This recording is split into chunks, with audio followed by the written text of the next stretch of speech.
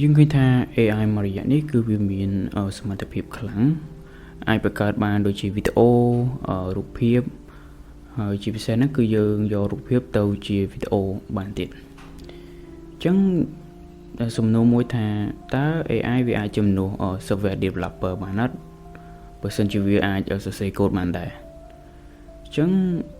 យើងត្រូវដឹងថា software developer ធ្វើអីគេខ្លះសិនហើយសូមបញ្ជាក់ដែរក្នុងវីដេអូនេះខ្ញុំបញ្យល់មិនបែបបច្ចេកទេសទេអញ្ចឹងហើយសម្រាប់អ្នកដែលគាត់បច្ចេកទេសសូមអធិស្ឋានដោយសារតែគាត់តែចង់ឆ្លើយតបទៅអ្នកដែលគាត់ឆ្ងល់ព្រោះយើងឃើញថាវាអាចវាយកូដបានអញ្ចឹងមិនជំនួសមនុស្សកើតបើមនុស្សវាយកូដដែរហ្នឹងsoftware developer គឺគាត់បង្កើត software ហ្នឹងយើងនិយាយមួយម៉ាត់ឲ្យខ្លីហើយ focus more on code មានថាផ្ដោតលើ code ច្រើនជាង software engineering អញ្ចឹងហើយ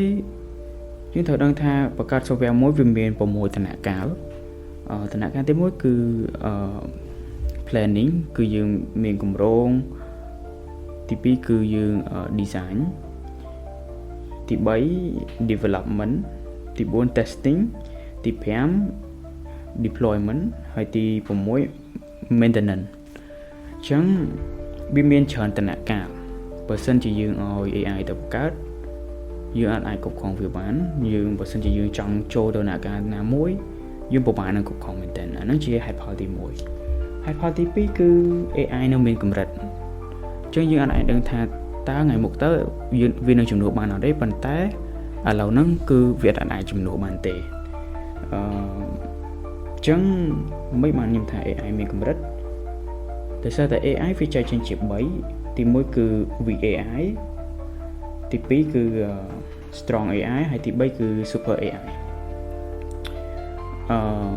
weak AI គឺជា AI ដូចជា Siri Alexa អញ្ចឹងទៅដែលយើងអាចឲ្យវាធ្វើ task ស្រួលៗអាចធ្វើការងារស្រួលៗហើយវាក៏អាចមានសមត្ថភាពទៅរៀនពីព័ត៌មានថ្មីៗដែរ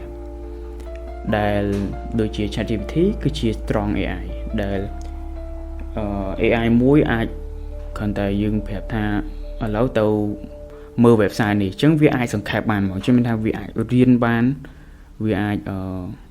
ទទួលបានព័ត៌មានដោយការយើងដាក់របៀបរៀនឲ្យវាជាងខ្ញុំបញ្យល់ឲ្យស្រួលយល់ទេហើយពាក្យបច្ចេកទេសគេហៅ strong AI ហ្នឹងជា generalized AI ដែលមកពីពាក្យ generate ហ្នឹងអញ្ចឹងយើងអាច generate ដូចជាអត្ថបទដូចជារូបភាពដូចជាវីដេអូហើយ super AI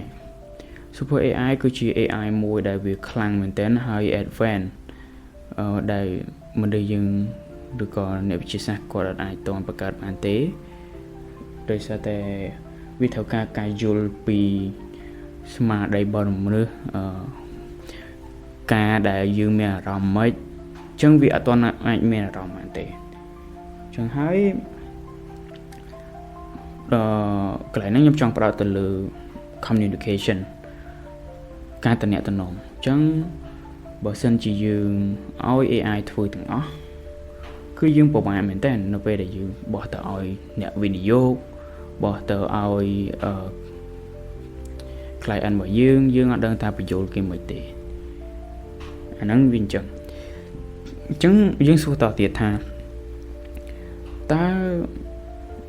មិនបានអត់បានយើងគ្រាន់តែសួរវាកន្លែងហ្នឹងឲ្យវាឆ្លើយទៅដូចខ្ញុំនិយាយដដែលអញ្ចឹងដោយសារតែ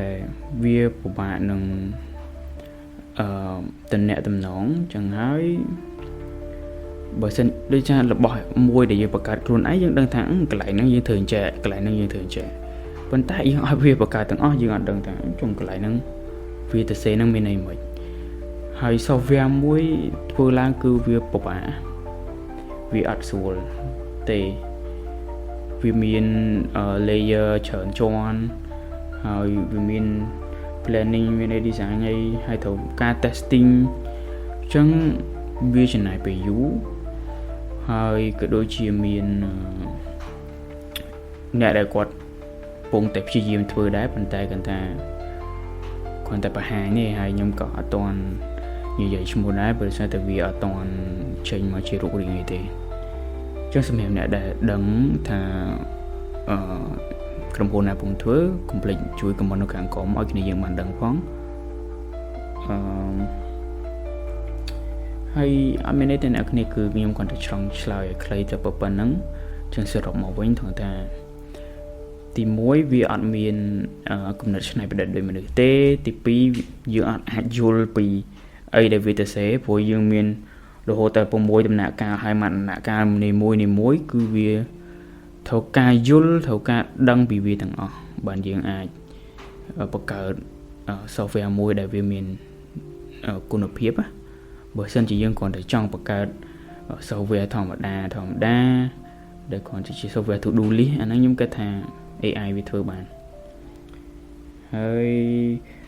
វាពិបាកមួយទៀតគឺពិបាកពីរគឺទៅសេ code ហើយនឹង testing ហ្នឹងហើយ testing ឃើញបាក់ហើយមកសរសេរ code វិញទៅដែរអញ្ចឹងអាដំណាក់កាលពីរហ្នឹងទៅវិញទៅមកអញ្ចឹងបានយើងអាចដាក់ deploy វាមកដាក់ចេញឲ្យគេប្រើប្រាស់បានឲ្យជា version alpha ឬក៏ជា version សាកល្បងទៅដល់អ្នកដែលគាត់វិនិយោគ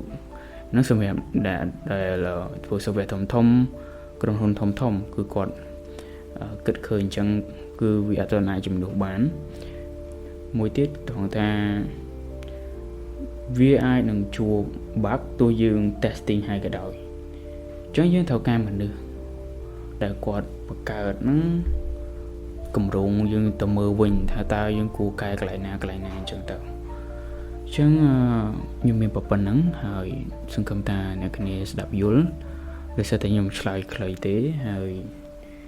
subscribe មួយផងបើសិនជាអ្នកអត់ទាន់ subscribe ឥឡូវហ្នឹងទៅព្រោះខ្ញុំនឹងផុសវីដេអូផ្សេងៗទៅនឹង technology ទៅនឹង computer science អីចឹងទៅអញ្ចឹងជួបគ្នានៅវីដេអូក្រោយ